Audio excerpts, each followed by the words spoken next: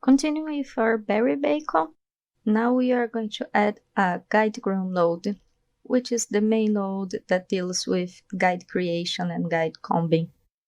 So we are going to plug our geometry.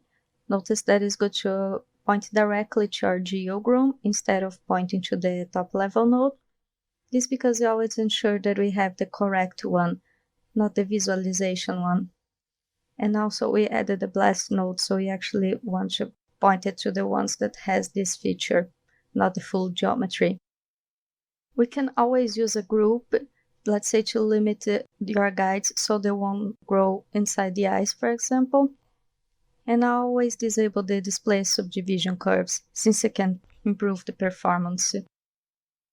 Let's rename it to berry bacon guides. I always like to keep my scenes organized properly. And if you dive inside, on the first input, we got our guides. We can hide anything outside this node to preview it. We got our skin, and on your skin VDB, you see that it's not right.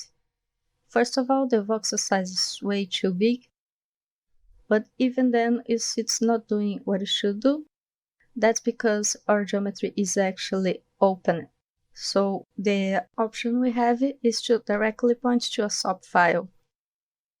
Then we add a polyfill to close the gaps. I always like to use the triangles. And then we add a VDB from polygons. And then we get a nice voxel size that represents closely our actual geometry.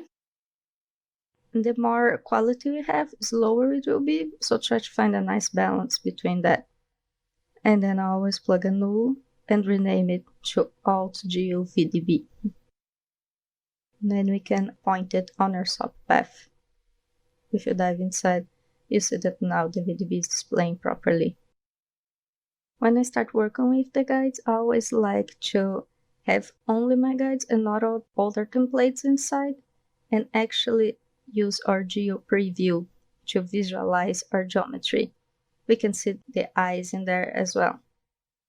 This way, whenever you're working with the guide ground and you try to select masks, it won't select anything wrong like the skin. If you have it templated on your scene, this might happen. So I'll start plugging a guide ground. You can plug the guides, skin, and skin VDB.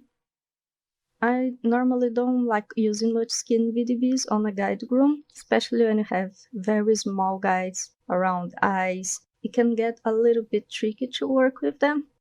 But the good thing is you can connect and disconnect VDB as you wish. So whenever it works fine, you use it. But if it starts working not so nicely, you can disconnect it and plug back again afterwards. And now on the guide ground, you can use the radial menus to quickly access the brushes on it, or the top shelf, but I love to work with shortcuts. So make sure you watch the shortcuts videos if you like to work in this way as well.